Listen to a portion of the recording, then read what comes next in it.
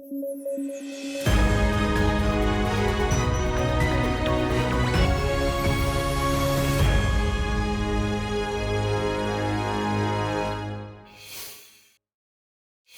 Athletes में योगेश कुनथिया ने आज सिल्वर मेडल के साथ दिन की शुरुआत की। उन्होंने F56 डिस्कस थ्रो में यह मेडल जीता है। वहीं प्रीति पाल ने पेरिस पैरालंपिक 2024 में महिलाओं की 200 मीटर T35 क्लास की ब्रॉन्ज मेडल को जीता है। इससे पहले उन्होंने शुक्रवार को 100 मीटर T35 क्लास में ब्रॉन्ज मेडल जीता था। इसी के साथ वे 2 मेडल जीतने वाली पहली भारतीय महिला ट्रैक और फील्ड एथलीट और ओवरऑल दूसरी महिला बनी हैं। उनसे पहले शूटर अवनी लेखारा ने टोक्यो पैरालंपिक्स में गोल्ड और ब्रॉन्ज मेडल जीता था। दूसरी तरफ शूटिंग में भी एक अच्छी खबर आ रही है, जहां से रुबीना फ्रांसिस ने 100 metre air pistol SH1 shooting में ब्रॉन्ज मेडल जीता है। इसके अलावा T47 क्लास के हाई जंपर निशात कुमार ने 2.04 मीटर हाई जंप के साथ सिल्वर मेडल जीता। यह उनका पैरालंपिक्स में लगातार दूसरा मेडल है। SGVN और NHPC, 2 प्रमुख हाइड्रो पावर कंपनियों को भारत सरकार द्वारा नवरत्न कंपनी का दर्जा दिया गया है। नवरत्न का दर्जा मिलने से SGVN और NHPC को तेजी से निर्णय लेने की स्वायत्तता मिलेगी, खासतौर पर पूंजीगत व्यय और निवेश योजनाओं में। नवरत्न दर्जा मिलने का अर्थ है कि इन कंपनियों को सरकार की अनुमति के बिना अपनी कुल संपत्ति का 15% या 1 साल के भीतर अपनी कुल संपत्ति का 30% तक निवेश करने की स्वतंत्रता मिलेगी, बशर्ते किया गया निवेश 1000 करोड़ रुपए से कम हो। साथ ही ये कंपनियां संयुक्त उद्यम भी बना सकती हैं और विदेश में सहायक कंपनियां स्थापित कर सकती हैं। नासा ने पृथ्वी के एम्बीपोलर इलेक्ट्रिक फील्ड के होने की पुष्टि की है। इसके लिए एंडोस मिशन से प्राप्त डेटा की मदद ली गई, जिससे 2022 में पृथ्वी की इलेक्ट्रिक कैपेसिटी को नापने के लिए लॉन्च किया गया था। एम्बीपोलर इलेक्ट्रिक फील्ड की बात करें तो ये दोनों दिशाओं में काम करने वाला इलेक्ट्रिक फील्ड होता है। इसकी परिकल्पना 60 साल पहले की गई थी, जो कि लगभग 250 किलोमीटर की ऊंचाई पर बनता है। यह क्षेत्र ऋणात्मक इलेक्ट्रॉनों और धनात्मक रूप से आवेशित आयनों के बीच परस्पर क्रिया के कारण उभरता है, जिसमें इलेक्ट्रॉन अंतरिक्ष में भागने का प्रयास करते हैं और आयन पृथ्वी की ओर वापस आने का। एम्बीपोलर क्षेत्र वायुमंडल के घनत्व और संरचना को विनियमित करने में महत्वपूर्ण भूमिका निभाता है। इसके अलावा यह उस ऊंचाई को नियंत्रित करने में मदद करता है जिस पर आयन अंतरिक्ष में जाने का प्रयास करते हैं, जिससे समग्र वायुमंडलीय संरचना प्रभावित होती है। गुजरात के गांधीनगर स्थित महात्मा मंदिर से 7वें राष्ट्रीय पोषण माह का शुभारंभ किया गया। इसे पूरे देश में पोषण संबंधित जागरूकता और स्वास्थ्य को बढ़ावा देने के लिए शुरू किया जाता है। इस वर्ष राष्ट्रीय पोषण माह का कार्यक्रम एनीमिया, ग्रोथ मॉनिटरिंग, पोषण भी, पढ़ाई भी, बेहतर प्रशासन के लिए टेक्नोलॉजी और एक पेड़ मां के नाम के विषयों पर केंद्रित होगा। साल 2018 में राष्ट्रीय पोषण अभियान को सरकार के फ्लैगशिप प्रोग्राम के तौर पर लॉन्च किया गया था। असम में बर्ड डंग क्रैब स्पाइडर या फ्रीना राचने डेसिपियंस नामक मकड़ी देखी गई। यह पहली बार है कि जब इस तरह की मकड़ी की मौजूदगी भारत में देखी गई है। वैसे इसे मलेशिया और इंडोनेशिया के जावा और सुमात्रा में देखा जाता है। मकड़ी आमतौर पर चौड़ी पत्तियों के ऊपरी हिस्से पर जमीन से 1 से 2 फीट ऊपर मोशनलेस दिखाई देती है। 8 आंखों वाले इस बर्ड डैंग क्रैब स्पाइडर की लंबाई लगभग 13.14 मिलीमीटर नापी गई है। मकड़ी का सफेद रंग और पत्तियों पर सफेद रंग का इसका जाल पक्षी के मलमूत्र जैसा दिखता है, जिसके चलते इसे देखना या पहचान पाना बहुत मुश्किल होता है। भारत और फ्रांस के बीच द्विपक्षीय नौसैनिक अभ्यास वरुण की शुरुआत हुई। यह अभ्यास 2 से 4 सितंबर तक भूमध्य सागर में आयोजित किया जाएगा। यह नौसैनिक अभ्यास का 22वां संस्करण है, जिसमें भारत और फ्रांस की नौसेनाओं के बीच तालमेल और अंतर संचालन क्षमता को बेहतर करने वाली उन्नत सामरिक प्रैक्टिस शामिल होंगी। भारत और फ्रांस की नौसेनाओं के बीच द्विपक्षीय नौसैनिक अभ्यास 1993 में शुरू किया गया था। उसके बाद 2001 में इसे वरुण नाम दिया गया और तब से यह भारत फ्रांस के मजबूत सामरिक द्विपक्षीय संबंधों की पहचान बन गया। केंद्रीय कृषि एवं किसान कल्याण मंत्री शिवराज सिंह चौहान ने एग्री श्योर फंड और कृषि निवेश पोर्टल का शुभारंभ किया। यहाँ एग्री श्योर से मतलब है fund for startup and rural enterprises. इस फंड का इनिशियल अमाउंट 750 करोड़ रुपए होगा, जिसका प्रबंधन नैब वेंचर्स द्वारा किया जाएगा। नाबार्ड और कृषि मंत्रालय इसमें 250 यानी कुल 500 करोड़ रुपए का योगदान दे रहे हैं, जबकि बाकी 250 करोड़ रुपए अन्य संस्थानों से लिया जाएगा। इस फंड की संरचना लगभग 85 कृषि स्टार्टअप्स को सपोर्ट करने के लिए की गई है, जिनमें से प्रत्येक में 25 करोड़ रुपए तक निवेश होगा। इसके अलावा इस मौके पर सर्वश्रेष्ठ प्रदर्शन करने वाले बैंकों और राज्यों को कृषि अवसंरचना कोष excellence awards AIF excellence awards प्रदान किए गए। AIF को 2022 में फसल कटाई के बाद प्रबंधन के बुनियादी ढांचे और कम्युनिटी फार्मिंग एसेट्स के निर्माण के लिए लॉन्च किया गया था। घरेलू स्तर पर विरोध झेल रहे इजरायली प्रधानमंत्री नेतन्याहू ने अमेरिकी राष्ट्रपति बाइडेन के दबाव का विरोध किया है। उन्होंने कहा कि फिलाडेल्फिक कॉरिडोर पर इजरायली नियंत्रण की मांग पर जोर देना वे जारी रखेंगे। कॉरिडोर पर नियंत्रण करने का मकसद है कि हमास सुरंगों के जरिए फिर से हथियार इकट्ठा न कर सके। ये कॉरिडोर मिस्र और गाजा पट्टी के बीच 14 किलोमीटर लंबा सीमा क्षेत्र है।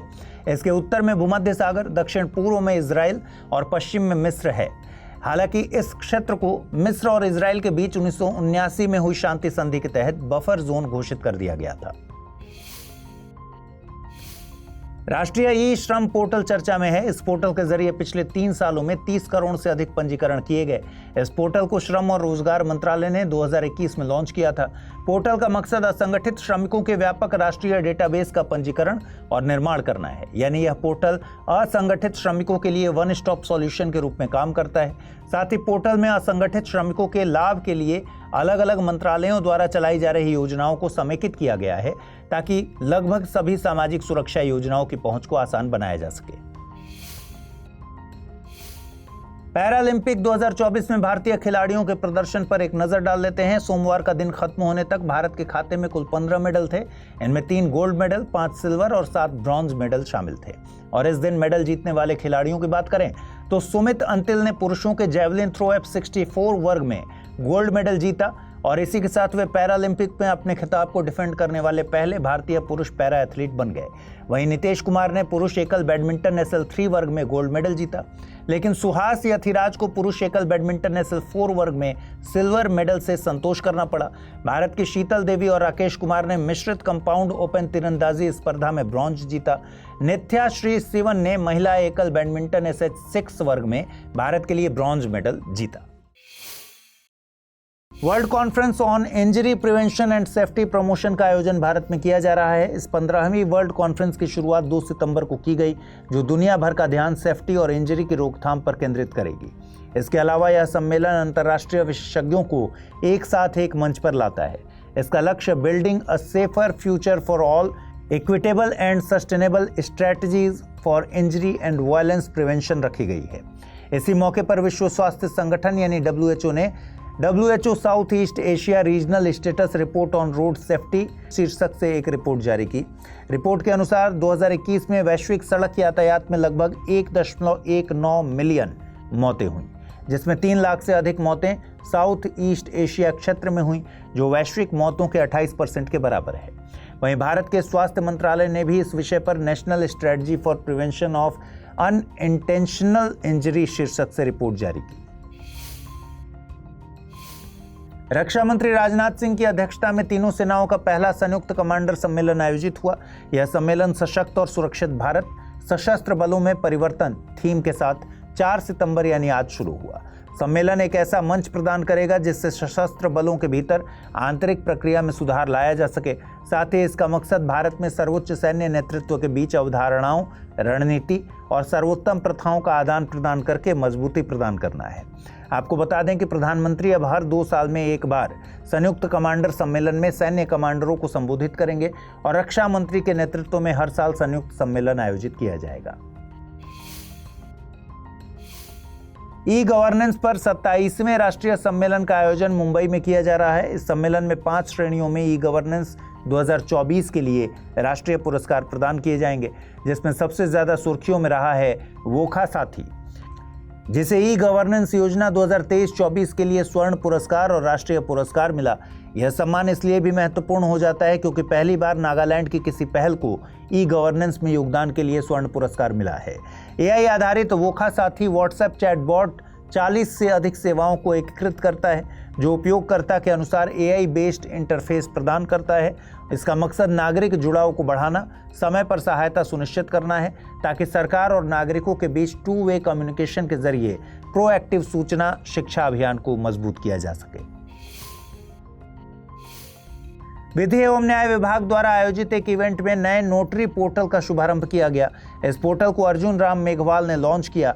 नोटरी पोर्टल नोटरी और सरकार के बीच विभिन्न सेवाओं के लिए एक ऑनलाइन इंटरफेस प्रदान करता है, जैसे कि नोटरी अपॉइंटमेंट के लिए आवेदन जमा करना, प्रैक्टिस सर्टिफिकेट जारी करना और उसे रिन्यू करना, वार्षिक रिटर्न जमा करना इत्यादि। यह पुराने सिस्टम को तेज, कुशल और पारदर्शी बनाने में मदद करेगा और नोटरी से संबंधित सभी रिकॉर्ड की डिजिटल स्टोरेज सुविधा भी प्रदान करेगा। खगोल शास्त्रियों ने सबसे पुराने सूर्य ग्रहण की खोज की है, जो करीब 6000 साल पहले घटित हुआ था। प्राचीन हिंदू ग्रंथ ऋग्वेद में सूर्य ग्रहण का जिक्र है। खगोलविदों ने इस ग्रहण को लेकर ऋग्वेद को प्रामाणिक दस्तावेज माना है और ऋग्वेद में बताए गए पूर्ण सूर्य ग्रहण के सबसे प्राचीन होने की पुष्टि की है।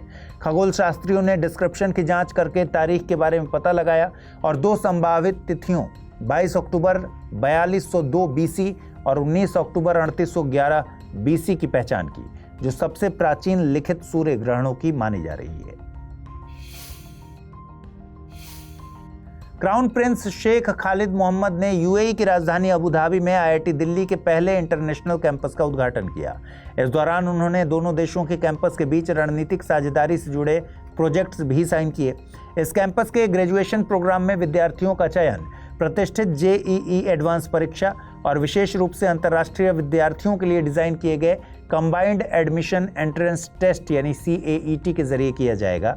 यह कैंपस 2022 में भारत और यूएई द्वारा अपनाए गए विजन दस्तावेज के प्रमुख हिस्से में से एक है। यह दस्तावेज दोनों देशों के बीच सहयोग के लिए एक रोडमैप के रूप में काम करता है। बीते दिनों नेशनल वन हेल्थ मिशन के तहत महामारी की तैयारी का जायजा लेने के लिए एक मॉक ड्रिल आयोजित की गई। राजस्थान के अजमेर में 5 दिनों तक आयोजित अभियान को विषाणु युद्ध अभ्यास नाम दिया गया। इस अभ्यास का मकसद NJORT यानी national joint outbreak response team की तत्परता और प्रतिक्रिया का मूल्यांकन करना था। यह टीम मानव स्वास्थ्य, पशुपालन और वन्य जीव क्षेत्रों के विशेषज्ञों से मिलकर बनाई गई थी। ड्रिल 2 मुख्य बातों पर आधारित थी।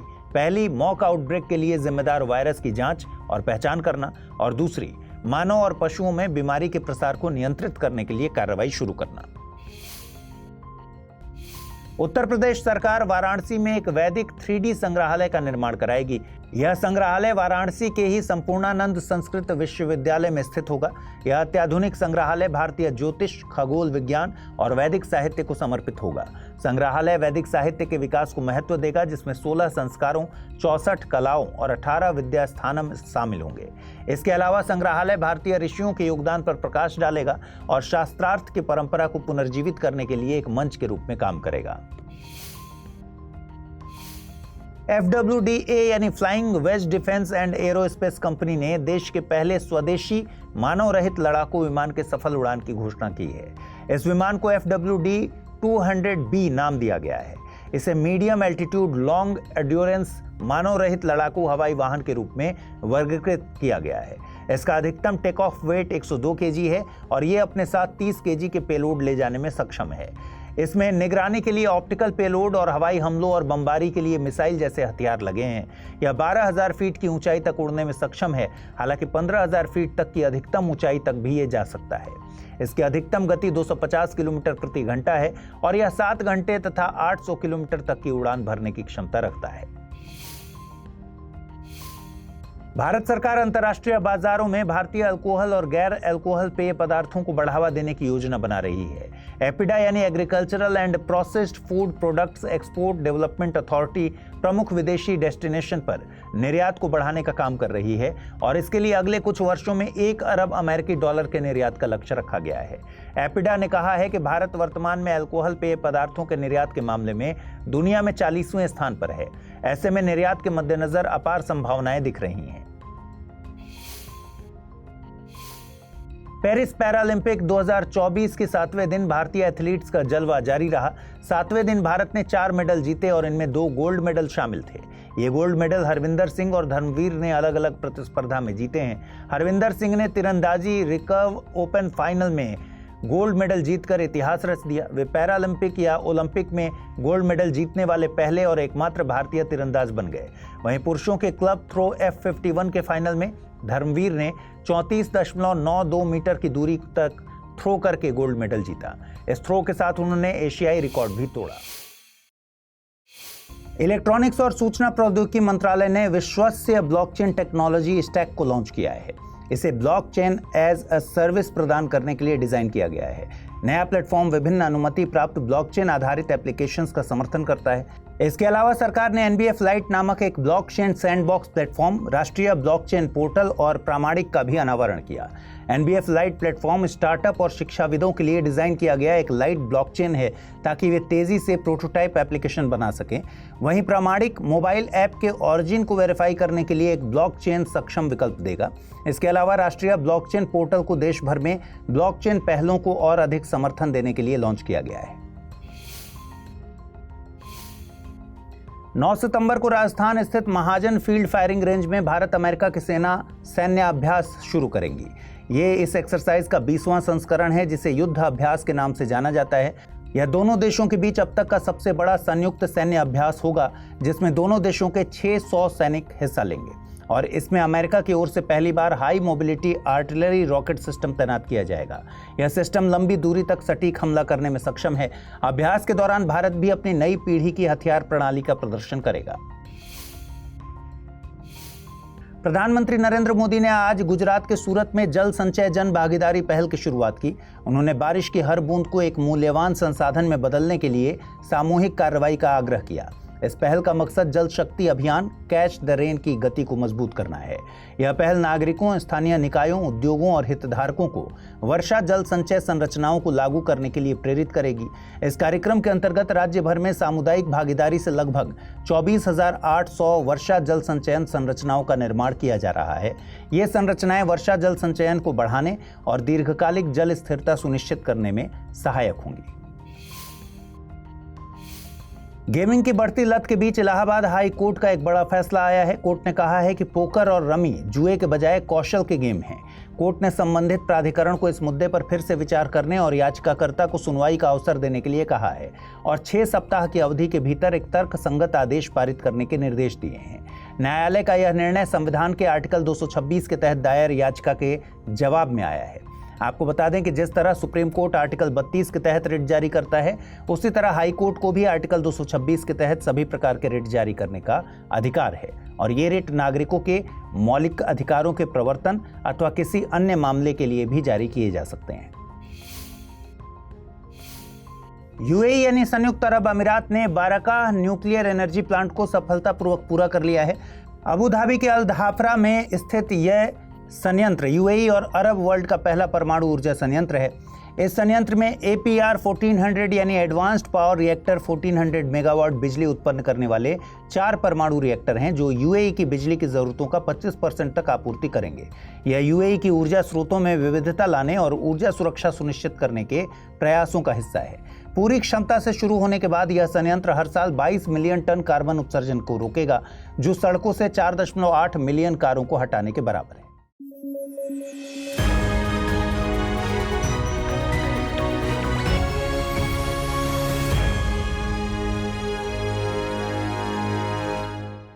हिंदी में यूपीएससी की तैयारी से संबंधित प्रोग्राम्स को देखने के लिए सब्सक्राइब करें स्टडी IQ IAS हिंदी।